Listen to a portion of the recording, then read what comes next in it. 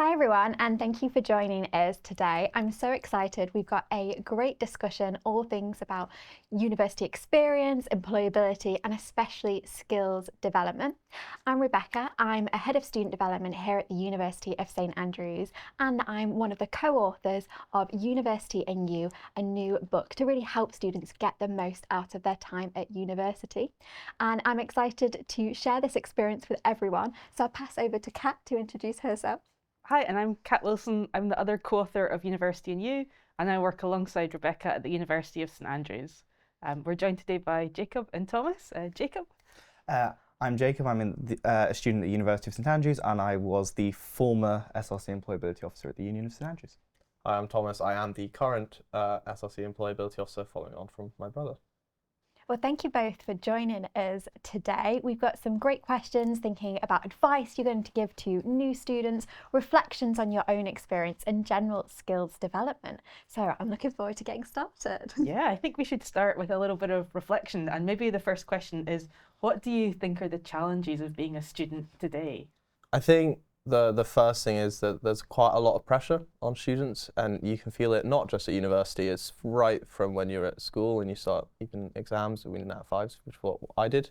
And there's this constant thinking about what do you want to do, and then it's such a long process, it almost feels like. You have to start then, and then when you get to university you need to be choosing your modules and your degree in a specific way, so then you can go on to whatever job you want to do. And I think the one thing that I wish I hadn't done is felt that pressure as much. I almost wish I'd been a bit more relaxed, because actually one of the best things is that universities are quite flexible and you can usually find a way to get into something which might be better for you. And also what's more important than that is I've learned now is I'd rather do something I enjoy than rather do something that I think I would enjoy and just wait and spend a bit of time figuring out what I want. And that was key. I think that's one thing I tell everyone: just relax. You'll get something. You'll find your path. I think one of the challenges is the fact that through each generation the goalpost changes. Your prerequisites to get the job you want has changed. So we used to be, you go to school, you get your grades, you go to university, and then you get a job, fine, easy life. And then another generation it was, you go to school, you have to do Duke of Edinburgh, maybe cadets, some form of volunteering, and then you go to university, a society, something else after your job. And now it's even more than that. You need to go to school, you need to have basically decided your job when you were younger, and then you have to kind of, I don't know, fixate on that, and in some senses limit your flexibility, because jobs nowadays are looking for very specialised areas and points. And then you have to go to university and you have to do as many extracurriculars as you can. They want to see job experience, they want to see this, and then you more or less always need to try and be in an internship if you're going for, I'll say, the city jobs, kind of the professional sectors of like accounting and that kind of thing. So part of it is students now, like when they look to the past, see not an easier time, but a more straightforward way of working. And now we're in a totally different landscape where, aside from just universities, there's people who can just go straight into a job from school. And we have apprenticeships and really amazing programs, but it's a much more complicated and much more wide landscape with a job market that's either things disappear and loads of things reappearing and appearing. So it's just an ever-changing place, and it can be confusing for those who are unable to navigate. It sounds, and with all the kind of change that you're having to navigate as you go through from year to year, how do you personally deal with change as a student, which is all around you? Patiently. Yeah, it's sort of accepting that. I mean, the changes can be huge. I mean, you've got to move usually. You start in halls and then you move eventually. So it's quite big, because you have to find the house. Then you've got to change to the level of work. So especially the gap from sub-honours to honours. I mean, that's a massive jump in terms of workload and that's quite stressful. So thinking about that, and I wish I thought about it more personally. What is almost more important is just, I wish I had done it more this year in particular. It's just like, they're not bad changes, they're good. And if you just go with the flow, it's a bit easier. But there's just so many at one time. It's probably what I'd say is the tough bit. You've got the housing, you've got moving to different modules. You have to choose your modules. I mean, that's a very stressful thing, and they're great changes, but I think just going with it more gently, and I suppose appreciating that there is more flexibility than you realise is always good. You know, you're not stuck in stone until, you know, if you take your time with it, it's not so bad. I'd say it's probably the big thing, but it is hard, and that's okay. It's good that it's hard. It's better than being easy, I suppose. I don't do it patiently. I do it very impatiently. I have a spreadsheet with kind of like things that I need to be aware of, but that's just me. I appreciate that I could be unusual in that manner. An aspect of it is there are many approaches to how you manage change. Part of I like change because it always increases your own development and flexibility and adaptivity, let's say. It also, you know, you're going to have to be prepared for change. Change happens. You know, we live in a world where change is constant, whether it's the economic tariffs or the world or, you know, healthcare, everything. I mean, everything's changing. So university is your first step into the real world. So it's going to change, and that's okay. I think it's more about acceptance of okay. And if you're someone who needs to prepare for it and be impatient, then do so. And if you're somebody who can be able to go with the flow more, which is probably a healthier way of doing it, then do that as well. But just an acceptance, it's okay with either way. When you were talking about those transition points, you were mentioning some skills there, like flexibility and adaptability. Are you kind of cognizant as you're going through change that this is actually helping me develop a skill set? Like learn, like modules wise, it actually is really helpful. I think especially when you get to later years. So I mean, I do economics and international relations. So within my economics modules, I'm having to review academic literature. I'm having to, you know, be adaptive to when I get a question. They're very sort of short questions, but it requires a long answer and you have to think it through. So actually the later you get in uni, the skills are much better because you can choose them, you can kind of develop them in a way which suits you. For example, in my international relations modules, I have to do a presentation usually to my tutorial group, and that is a skill which isn't required, but I think it is, well, it's not required in the module, but it's so helpful being able to present.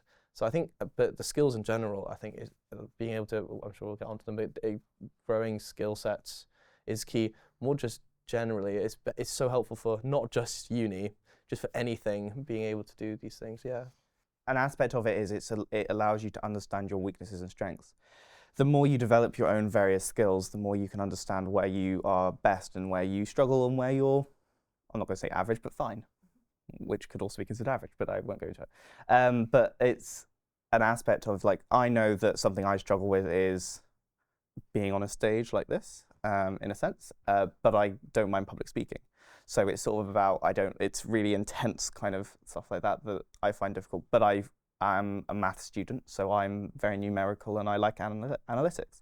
So if you're constantly cognizant about it, you can also tailor how you make your next step. So let's say you struggle with theatre or struggle with being, you know, in all of this world, then you can, you know, maybe try and do a show or go to shows or however you want to do it. So being cognizant not only allows you to be able to express who you are as a person better in preparation for jobs, but it also allows you to think about how you as a person function and where you then take your next steps. If you develop your skill set, you'll realise that there are more jobs that you align with than you sort of thought. It'll open your eyes up to different opportunities, and maybe you'll actually be able to find jobs which suit you better and you had never realised it. So I think that's also why it's so helpful, and you can sort of I mean, I personally didn't start with economics, I wanted to be a medic, and then I read an economics book and then I actually crashed it for an advanced hire, and that was quite tough, but actually it was a really good opportunity because I wouldn't have been here if I hadn't just taken that jump. So it's really always taking those opportunities, even if they may not seem obvious, it is key to, you know, that's the key point there, actually, isn't it? Yeah. Take the opportunities, take the moments to try things. You know, I do maths, but I've done various amounts of theatre and like kind of leadership stuff, and I love all of that stuff. And actually, all those skills you learn from all the areas that you do will contribute to what you can do. So it's if you do theatre, you are not limited to just being an actor or a sound technician or a makeup artist, which are incredibly impressive jobs in their own right. But it leads you to be able to be more tactile or more confident in your ability to speak or your ability to engage interpersonal skills. You know, I know somebody in HR who did theatre as a degree. It's not unusual because you learn about emotions better. But you know, take the opportunities to do things that take yourself out of the comfort zone, because you learn far more in that way than you do if you stick to the path you've decided. Take the path that looks a little bit more scary, because you may find it's a lot more beautiful when you get there. It's great to hear you talking about kind of like thinking about that comfort zone and the challenge zone and kind of embracing challenges, which is, I think, something Kat and me are really passionate about helping students do, and comes back to a lot of what we talk about in the book. Is there, if you feel comfortable doing so, a particular time when you kind of stepped out of your comfort zone and you've really felt like it paid off? Yeah, so for me, I'm personally dyslexic, so writing essays is possibly one of my biggest hatreds. To be fair, anyone, not just people who are dyslexic. That's fair. It's very true. But, so I had to make a big choice. So I applied just to do economics, and I then had the option to look at international relations, but I knew it was going to be essays. I knew it would be a lot of reading, and it's quite scary, especially because dyslexia is not well understood to a degree. So but I went for it. It's been really lucky because I've been able to find some software which has helped me. So that's the one thing I'd also say is, go for the challenge, but you can help yourself. Don't go in with no support. It's a challenge. But that was a big step up for me, because I'm now writing essays all the time. It's still very scary, but I'm not much better than I used to be, and actually I really enjoy them. I love the end result and reading over them and finding such really interesting topics.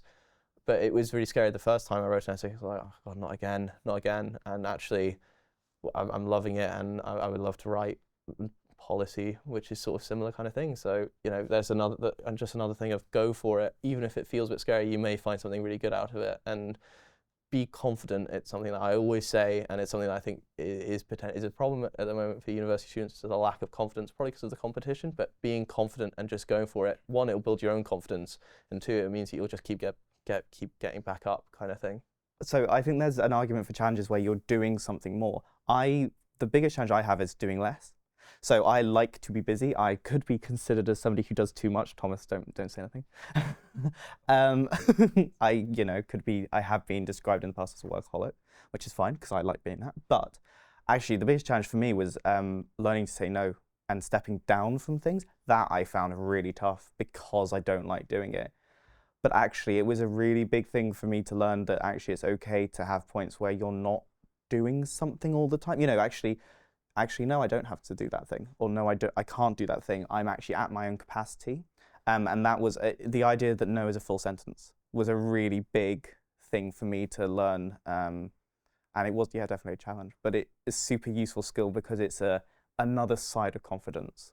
It's a kind of like your own confidence to set your own boundaries, which in the workplace is fundamental. It's learning work-life balance, isn't it? It's something which we always talk about. And actually, we should start way before we go to the world of work, because it would make it so much easier, to be honest. So yeah, definitely. It's hard work, and again, the part of the pressure, always to do something, and to know that it's better actually to do less, because then you can be really good at each of those things separately.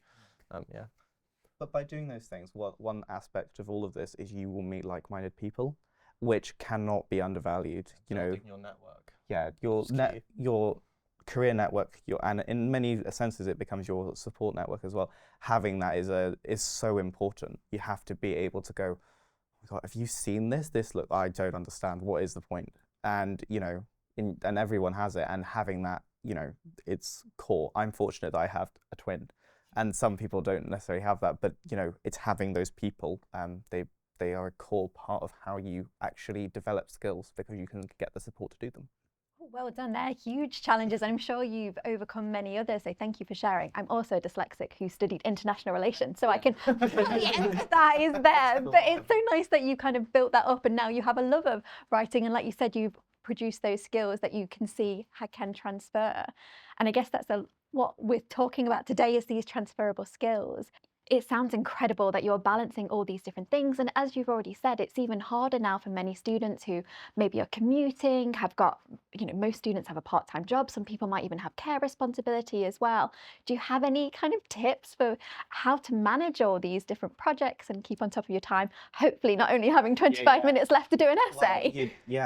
I think actually the first thing is you have to ask for help. you have to be able to ask for help. Universities usually, our university has a fantastic student services department and sort of people who will assist you through these things. You've got to reach out. If you struggling in silence is a deeply isolating place to be, but also you can't get that support. And you know, carers, there's huge activism for carers, and rightly so. And I know our university has just gone another step in the career carers progress stuff, which is amazing. So we're now in a place where it's also more recognised that there are more things you have to consider. But reaching out, you know, most places have, for example, part-time work. If you have a massive essay that you need to do and you're like, I need to work, but I don't, there are bursaries, there are things, but talk to your respective institutions. So that's probably the most important thing. If you don't talk to them, then they can't help you. And at the end of the day, no university wants you to fail. The ways you have to prioritize and do your tips for the things that you already have to do, actually, a lot of times if you expand those skills into your entire life, which can be overwhelming and also kind of not super fun, because like if you're having to basically redo over things, again, it can be quite intense. But if you do that, then a lot of the times you already have the skills there. If you just apply them continuously and reach out for help, you know, a lot of times you can do a lot of really great stuff. There are way more options for support than there used to be, and there's a lot more options than one may see initially. I think communicating and trying to get institutions to support is important, but that is really daunting, and it can be scary. And so I suppose the other thing is always important is how can you help yourself as well. Every student is different, and I think what's really important is that make your studying work for you, and that can be really, that may sound odd and it may sound counterproductive, but actually, first of all, it's better for you. It means you'll be more comfortable and you'll be more happy with how you're doing it. You won't feel the pressure of having to constrain yourself to certain methods. But I think obviously reaching out is important, Yeah. but building even more than that is what we hope is that, you know, by joining societies and by reaching out and having friends, utilizing those friends. I mean, the amount of times I've had to lean on my friends for support, and they are just always there. That's what university is great for. People can always be flexible for you, and that's key. And everyone wants to succeed. That's always the key thing. Keep trying to love your subject, which sounds like a weird one, but you've gone into a subject I would say mostly because you really enjoy it, or for me at least, I love maths. But if you love your subject, it feels a lot less.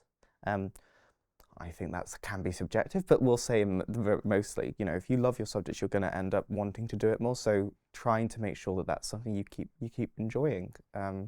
You came to university for a subject as well, so do enjoy it. Taking time, particularly if you are committed in various areas, and I think community students is probably the ones where we have the most to do. I think it's the one where it's most challenging. But taking time to do nothing. Time management also has to include space to do nothing. You have to spend time doing nothing, because if you don't, you're going to end up 24 times more stressed. These are all skills. Everything that has just been said is skills. You know, reaching out is communication. Speaking to friends, again, more communication, managing relationships, which you have to do at work, management, prioritizing. I mean, that's the only other thing I would say which makes it if you change your focus and how you view these things, you can view them as these great opportunities to actually build yourself up, even if you're in a difficult position. And that's the only thing I'd say about nearly anything. Nearly anything can be adapted, and you can change your focus. And actually what it means is it becomes a positive thing, and you can build something great out of it. And I always think that's something which is not looked at enough, but I'm sure it will be, and I'm glad that it is. I think that's what I would say is the only thing I'd add to that. Thanks for sharing that perception, especially thinking about that kind of skills development and, you know, looking at how that's kind of stacking those skills. And it's really interesting what you're saying about motivation. This is to put you on the spot, because in the book we have a chapter on motivation, and we ask students to create an imaginary award to help them think about their motivation. So when I was a student, I think my imaginary award would be maybe like best sandwich maker in my halls, because like I made very good sandwiches, if I don't say myself. And it's exactly what you were saying. I think that had like creativity and lots of other skills, as well as, you know, of course, I'd have loved to win lots of nice academic awards. So if you could win any fake university student award, what would it be? Or maybe these are real awards, but imaginary awards. That's got me. That's got me. it really shouldn't have. Really? No. Oh, okay. I was gonna say. No. I think. Well, you could go first then. Yeah, I think. Like I think probably like the award for being spread too thinly in too many areas. Which, but like, it sounds like a bad thing. That's the thing. That's the thing. Like, it sounds bad. It sounds like the idea of being. I mean, I know it can be bad, but I think it's such a great thing. If you are spread too thinly in too many areas, you should take it as a compliment. I'm going to take it as one, even if it isn't. But also, you're learning so much more. You're going to learn and be in and experience so much more. Try all the terrible things. Try the things that are like that. Just sounds awful. I remember my mother joined a Tunnet's Tea Cake Society, and it's like I'm sure she learnt loads. You know, like how much marshmallow was in Tunnet's tea cake. But like, you know, actually, you know, just do all the different things. You know, being spread thinly is not a bad thing. It means you're covering a wide surface area, which is not bad either. Maybe we'll give you like the multi-potentialite. Yeah, do you know, I'll take that. Yeah, that one. What Yeah. I want. My sash, it'll be fine. I'd say it's a weird one, but best like self-development. There's a lot. I would like to think I've done a lot of self-development myself, in how I look at things and how but development in terms of not just me. I'd like to think so. A lot of my just co-curriculars, a lot of the things I do, a lot of them I'm in leadership roles, so I am, you know, leading a team. I help find a society, which I forgot to say. So because of that, it's it's building. I like the idea of developing and helping people grow. It's something I did at school when I was as an officer in CCF. So it's something I've always done, and it's something it's definitely what I suppose it's one of those little things you'd love for people to say, but I don't know if I need. I don't know. I definitely that developing myself in leadership, communication. Presenting, persuasion is such an important skill. You know, being able to persuade people. You know, when you're in that meeting or you're having a negotiation or something, which happens all the time, how do you get them to come on site? You have to persuade them, build some rapport, kind of thing.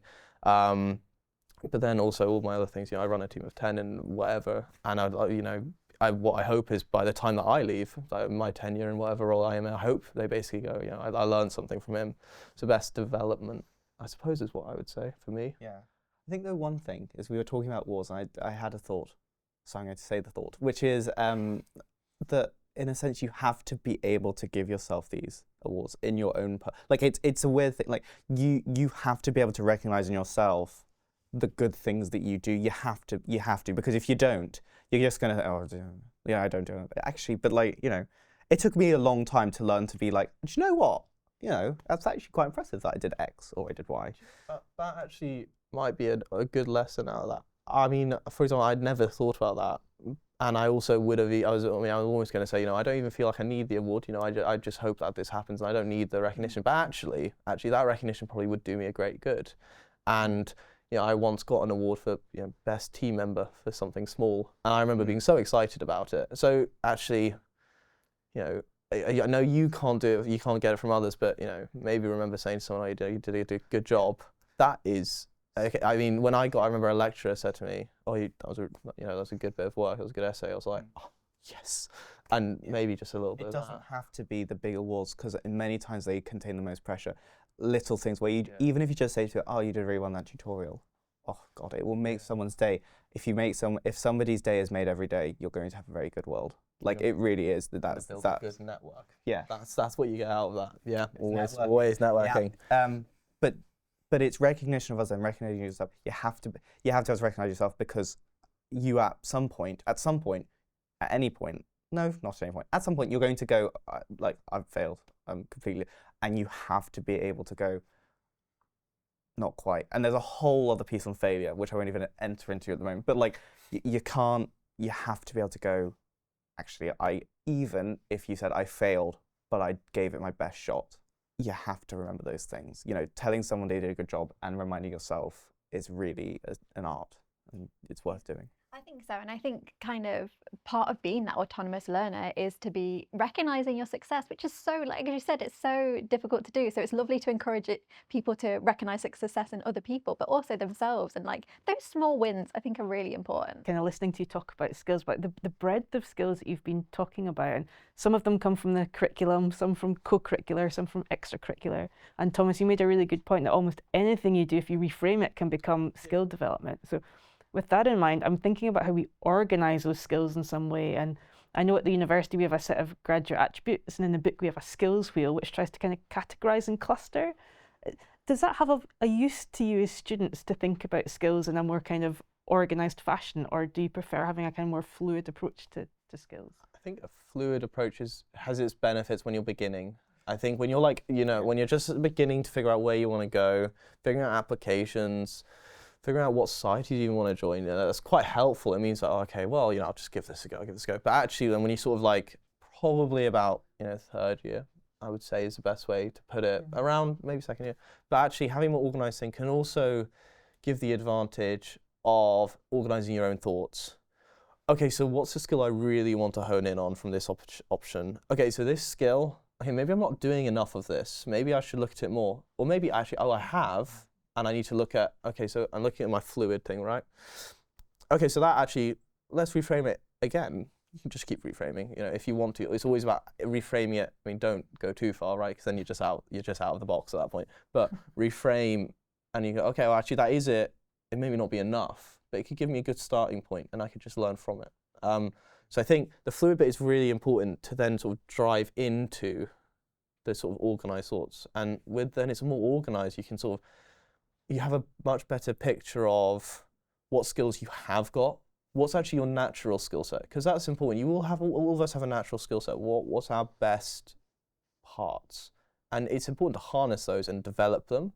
And then, okay, so these are things maybe which I'm not so naturally inclined to, what I'm not as confident in. Maybe I need to challenge myself and build that. Having a good overall is key. If you're one-sided, it's good, it's great. It's great to have those skills, but actually to balance it and then you're overall better, perfect. And I think organising it allows for you to be more objective and to find a better system for you. And when you're writing applications, it's great. You can sort of go, okay, so let's say you're doing an application, right, I haven't put anything about the skill in, got to put something in. So I think that's where it becomes really helpful. It's almost like the pros and cons list when you're trying to figure out making a decision. It's not the same because it's not pros and cons, but it's about just writing it down in your head, and actually writing it down is definitely something everyone should do. Knowing it and it's on paper, and because you will forget things. You do so much in a year, you'll completely forget these things. Writing it down, making sure you've got it, and you can put like, skill, like let's say you put, okay, so I did a presentation for a society, right? Communication, presenting, team, let's say it was a team thing. You can write those out, and then you can go, and if you look at an application, I just haven't had that teamwork thing. You go, oh, well, I did this. You write it down. It's really helpful, and also linking it to skills. It brings together again. It's showing your skill set, and it helps you find jobs potentially as well. The fluid style, I think it's very dependent on the time that you're in. You're right, fluidity is much better when you're in the earlier stages, because in a sense, you have the ability to be more fluid in your entire life. You have the ability to kind of go, oh, actually, I want to try ping pong, I don't know. You have that fluidity in your own world, so it's very easy for that to be replicated in the way you view your graduate attributes. But Thomas is right, in the more rigid kind of circular structure, okay, I imagine a circle, you kind of can categorize them into like sort of subsets. So let's say communications one always. Interpersonal? Yeah, I don't know, numerical, analytic, whatever you want to call it. Writing, not something I like, but it's there. If you do that, you're also able to show. The other thing is most skills overlap with each other. Your ability to explain a maths problem is numerical and communication, and understanding that is useful. The other side of it is, the thing I always recommend doing is, Thomas is right, writing it down is super useful. What I do, my CV, I have two versions. I have my one-page version that I kind of try and use all the time. But then I also have a version which has every single thing I've ever done ever in my life. Because that is so much easier to then pinpoint those skills. You know, I did a lot of theatre, but I wouldn't necessarily include all the theatre stuff in, let's say, like an application to a consulting job. By having everything listed out, you know, don't forget anything, because even the smallest things have a huge impact on what you do, and what you can do and what you can say. By having everything listed out, you're prepared to just go, do you know what, that's not super helpful in this case, but that, hey, let's get that put in there. So it's about where you are in your kind of career's progression. But graduate attributes is great because you're able to keep them in mind. But also, you know, there's no problem accepting you're not as good in one area than another. Being able to say, one of those things though, I'm not super confident in. You know, I've done a bit of it, I've tried really hard, I want to keep developing it. It's an honest part there, which really helps, but it's also your ability to show that you want to work forward, you want to upskill, and that's really powerful. You know, graduate attributes don't always have to be, they can get balanced, but they don't always have to be perfectly balanced at one point. Going into a job and saying, hey, I'm not super great at this thing, is a really brilliant skill. And I always think, I do HR, I've done HR in a few different things, and I always personally love when someone says that, because I don't need to know everything you're perfect at. I actually also need to know it's sort of, need to know what you're great at, what you're not so great at, what you're absolutely terrible at, and most importantly, whether you're someone I can work with. Gonna add to that, you know, when you start a new job or anything, you're gonna learn, you get trained. So if you know everything, well, what's the point? You know, you're great. But also, the other thing, we've just been speaking about recognition. If you write all those things down and you see what skills you already have, it's like, do you know what? I can do those things. I can apply for those jobs. I can do whatever. And I think it's just reminding yourself that you've done all these amazing things. Everyone will have done extraordinary things, amazing things. And just reminding yourself would keep you going, I always think. So I think just linking back to recognition, I suppose. Yeah.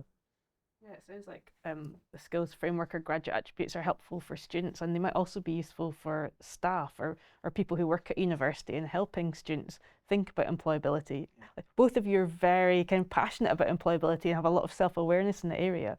But do you have any advice for any university staff who might be working with students as to how they can help students develop employability? In your module handbook, just spell it out. You know, say you will be learning these skills, because content's one thing, but the skills you learn is another.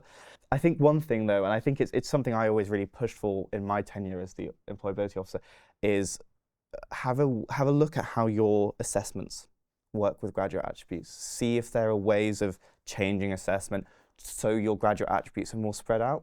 Because, you know, if you can make the option of an exam and then your next thing is a talk, try and spread it out. You know, let's vary it, because varied assessments is varied skills you learn, and you use those skills most when you're doing your assessments. You know, if it's exams, it's your, you know, let's say memory recall and your ability to work under time pressure. If it's a talk, it's your ability to communicate complex ideas in a manner that's accessible. If academic staff sort of consider the idea, it's like, I think it's authentic assessment and sort of spreading it out.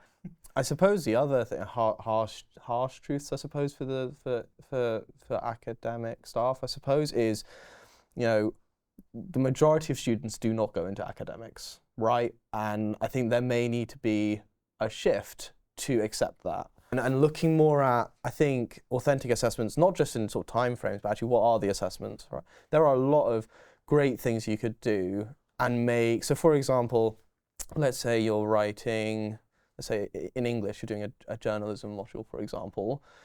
I would say that a much better thing is, you know, writing a newspaper and not looking at the theory behind it as much, because I think, as well as that, you know, when you go into a job, that's what you're going to do. I think time pressure as well is a thing I always question in exams. You know, I have to write, for example, for IR, I get 3 hours for 3 exams, 3 essays, which are 1,500 each. With brutal honesty, you're never doing that at a job. You're never going to need to. You get more time, or you're not. You know, you have time, and I think potentially I always will say, do exams need to be like that, or can they actually be more relevant? That's what it is. It's not about, it's about relevancy to the modern world. So for example, exams without being open book, I understand the skills which are trying to memory recall, but when you work in a real job, you are going to be sitting with a computer and you're going to be able to look up things. And if you don't know it, it's okay. Do we need to fundamentally look at whether we want to be traditional in our academics, or do we need to be more relevant? I will always say more relevant, but I'm a student. The shift, though, could be huge if you've been in academia for 40 years or something. So that's what I would say, yeah. I mean, we're very fortunate because we've started, at the university, we've got vertically integrated projects. It's really interesting that, you know, these are totally different types of modules, like absolutely different. You know, I think one of them last year was, I think, reviewing sort of the statistics kind of exam process in Scotland for high school students, and sort of looking at how to explain it better. I thought that was brilliant. I mean, what an amazing, you know, what an amazing thing to do, because that is so much more like what the real world can be like. Totally relevant, and Yeah. a skill you can take with you, and you can talk about that, and you can talk about it. And I think VIPs are, I mean, they're very well known in economics. They're pretty well liked. They're great. Everyone loves them. Everyone who does them. Yeah. I'm also one of those students. Yeah. Hopefully we'll do one. So I think there is already a start. Yeah. But embracing the start is key. I think that's also, but an aspect of it is also that's why we can see that there is a rise in like apprenticeships and a rise on other things, because instead of that kind of, for people who are just like, I just want the job, you know, which is totally fair. I completely get it. You know, you can just do it that way, and then you're getting that practical hands-on experience. You get that theory, you do gain all that understanding as well, but it's more immediately like, that's it. It's very vocational, and at the end of the day, university is about preparing those to enter the world of the real world. University is the real world, but it's a very unusual little world, particularly us in our little bubble. But you know, the goal of university is not only to get your degree classification; it is also to be able to take a degree and fly, and you know, shoot for the moon. And you know what, we can. There's some huge work to do on that, but we're moving there faster than some universities. I mean, it's great. Linking it to the very, very first question about the sort of what's the first, like this whole thing is, this is a whole long process ultimately to get to a job. I think that is the big thing. I mean, university is actually the middle step to getting to a job. So it needs to sort of help with that. And that's what you know, graduate attributes being the forefront of anything makes sense for me, at least. It's like we're almost coming full circle, and I think one of the reasons we wrote the book was to try and give students coming to university the opportunities to think about the skills they would need that would set them up for this kind of real world experience. So I guess just a final question from us would be, if you had like one piece of advice to give to a student who was starting their university journey, what would that kind of single thing be that you would suggest to them? Go for it. Just go, like, honestly, just try your first sort of semester, which is not the same as your first term. Just try as much as you think. And if you think you have a little interest, just go for it, because you'll just learn so much about yourself. And then when from that learning of yourself and what you actually want to do, utilize it into finding a track for you, and your path will become so clear. And when you found your path, by the way, you don't have to stay on it. If there's another route you decide, okay, I'm going to go off it, go for it. It's go for it and relax. You know, it will, everything comes out in the wash kind of thing, and you just need to let it flow, and you'll find people who will help you along the way, and let them. Don't limit yourself. Don't limit yourself based on your time or your worries of your own ability or your fear of people, because it happens. It does, you know. Just don't limit yourself, because at the end of the day, you're going to become an entirely different person at university. You know, you really will. I am very different to who I was when I got here. I'm very different to who I was, you know, a year ago. You know, it's part of life, but you do it far more at a much quicker and a much more intense rate here at university. So just go for it. Don't limit yourself. But my biggest piece of advice is knock on every door in your hall, because that is the first step. You meet your friends, you make those friends. It's the first step in major communication skills. It just knock on the doors, because you will find somebody to go to Freshers' Fair, you will find somebody to go to your course, And also, don't be afraid of sitting in the front of the lecture. Oh my God, everyone does it. You panic. It's like, what the hell is this world? Try. Don't limit yourself. Knock on the door first. It's true in everything in life, but don't limit yourself. Go for it. Just try. That's a nice note to end on. Jacob, Thomas, thank you very much for your time. Thank you. So much.